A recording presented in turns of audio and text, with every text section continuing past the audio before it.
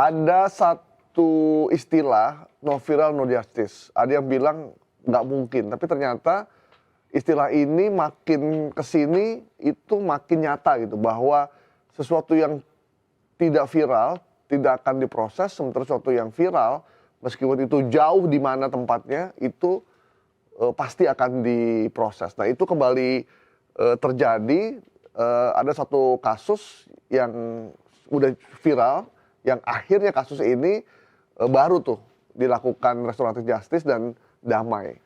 Kalau ini tidak viral, mungkin ini urusannya akan panjang. Jadi Mas Pung, ini kan ada satu orang, ada keluarga, seorang istri yang dijamret, lagi di motor. Kemudian pas suaminya lewat pakai mobil. Kemudian ya kita sebagai suami ngelihat istri dijamret otomatis kan ngejar tuh. Ketika dikejar, dan dia bawa senjata tajam nih, ketika dikejar si jamret ini masih sempat ngelawan, dikejar lagi, akhirnya nabrak tembok dan meninggal. Kasusnya ditangani oleh Polres Sleman, dan akhirnya si Hogi ini jadi tersangka karena pihak korban tidak mau, bukan pihak korban, si penjamret tidak mau dilakukan perdamaian sampai akhirnya diproses dan sampai akhirnya viral, kemudian baru damai. Nah, pertanyaannya, kenapa sesuatu ini harus viral dulu baru dilakukan perdamaian? Ya, mungkin sebelum ke kasusnya kita jadi gini dulu. Ini kan bukan yang pertama ya, kasus begini ya. Udah berapa kali ini? No viral no justice itu bukan yang pertama, dan ini menjadi fenomena orang itu jadinya, wah kalau begini ternyata hukum perlu dorongan lain kan. Iya. Kenapa tidak berjalan dengan sendirinya? Karena sebenarnya kan hukum dan penegaknya itu kan diberikan wewenang khusus, diberikan wewenang anggaran dan wewenang hukum untuk menindak itu agar tidak terjadi yang seperti ini. Ini artinya ada sesuatu yang memang perlu dibenahi.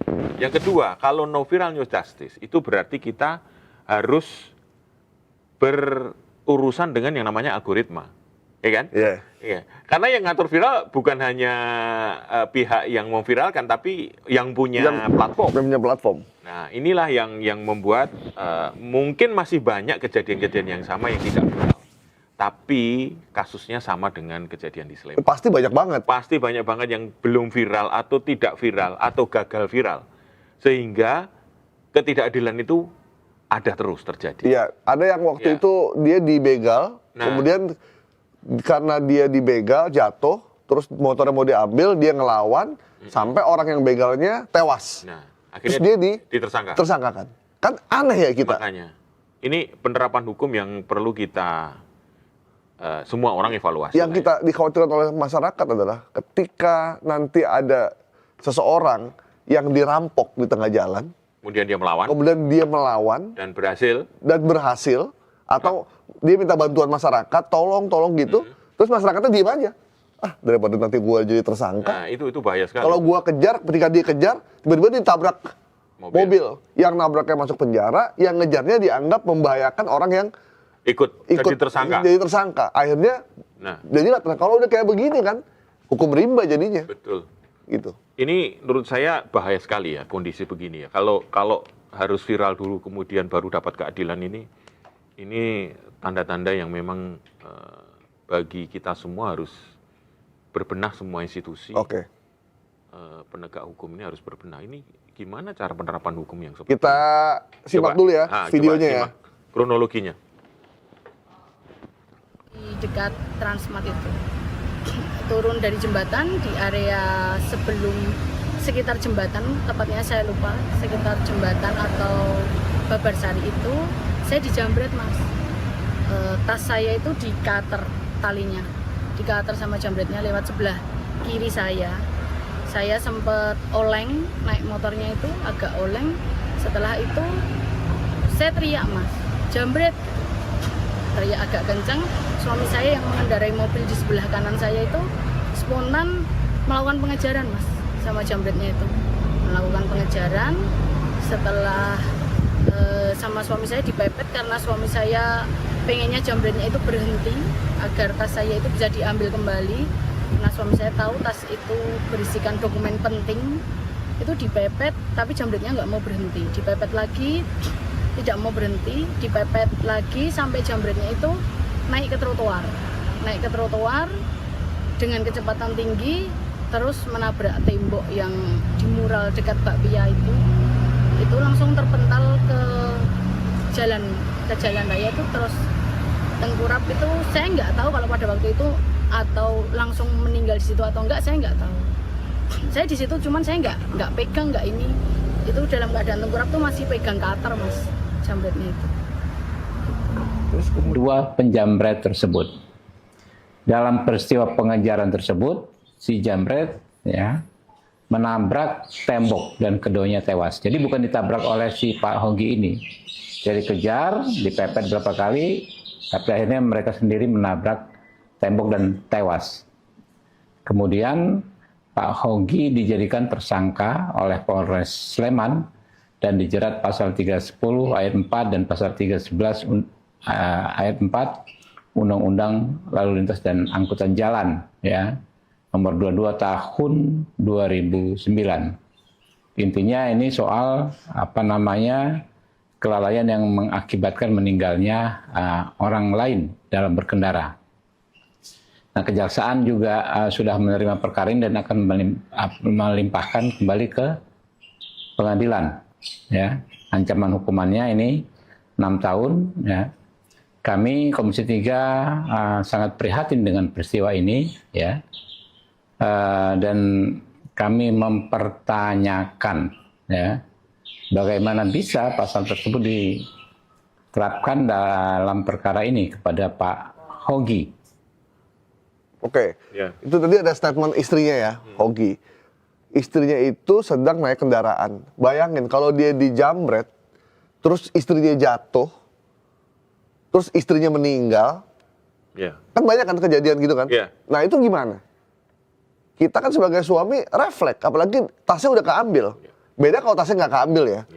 Ini tasnya udah keambil, sebenarnya itu isinya KTP, uang, surat-surat penting, dan di tas itu kan isinya banyak kan, handphone segala macam. Jadi ini refleks suami yang nggak punya niat membunuh sebenarnya, cuma mau ngambil tasnya aja. Andai tasnya dilempar juga ditinggal sama suaminya pasti. Iya, kan tujuannya hanya untuk mengejar agar barang istrinya itu dikembalikan. Dan dia pakai cutter loh mas. Pakai cutter itu ya sangat berbahaya, kalau bisa jadi nanti bisa melukai korban kan. Iya benar. Karena kalau mengcutter di dalam keadaan jalan itu kan tidak mudah. Bisa juga kena badan ya? Kena badan gitu. Artinya tidak ada niat buruk untuk membunuh, satu.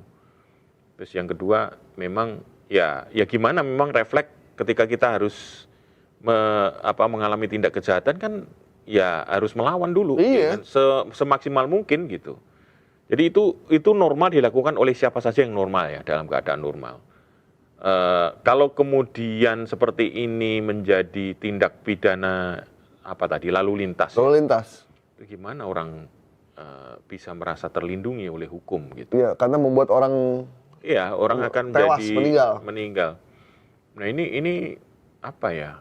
Aduh, kejadian-kejadian begini tentu banyak yang di luar sana yang tidak semuanya mendapatkan perhatian. Tadi udah DPR sudah perhatian karena memang itu viral ya, kejadiannya di Sleman, Yogyakarta. Dan itu udah beberapa bulan lalu ternyata. Ya. Dan dia harus dipasangi apa itu? Alat deteksi supaya tidak kabur. Supaya tidak kabur. Nah, harusnya koruptor yang dibikin begitu. Ya ini, ya memprihatinkan sih kalau kita lihat ya. Ya saya cuma khawatir masyarakat nanti jadi apatis. Betul. Dengan kejahatan, karena khawatir nanti mereka akan dihogikan begini. Iya. Gitu. Karena ini kan memakan waktu mas. Betul. Dia kan pekerja. Gara-gara ini kan dia pasti berurusan dengan hukum. Kepolisian. Dipanggil polisi, dipanggil suruh absen, kejaksaan, suruh absen, kemudian nego sama keluarganya segala macam. Dan yang kita sedih adalah ini sebenarnya kan korbannya kan mereka ini. Iya. Disuruh minta maaf, mohon, bahkan udah ngasih duit segala buat keluarganya penjambret. Iya. Suruh bayar dia, tapi ditolak. Gitu. Maksudnya kok jadi kebalik-balik ya? Makanya. Gitu. Kok jadi kebalik-balik sehingga jadi ada rumahnya bapak nih ya, disantroni maling motor. Dia ngambil motor biasanya dari rumah, kemudian begitu ini kan tetangganya kan teriak, tetangganya lihat. Masa tetangga diem aja? Tetangga gua lagi diambil tuh motornya, diem aja. Daripada nanti kita bilang maling, dikerubutin warga mati, dia tanggung jawab. Akhirnya orang yang bilang maling jadi tersangka. Jadi tersangka gitu. Akhirnya kan dia mendingan diem aja. Nah itu yang terjadi itu. Jadi tolong Pak Polisi, Kejaksaan tuh jelas kalau menerapkan hukum. Dan ada seorang polisi, saya lupa, Nanang Subakti kalau nggak salah. Itu dia memberikan gambaran yang cukup clear sebenarnya. Jadi dia bilang teman-teman penyidik harus belajar lebih dalam soal ini.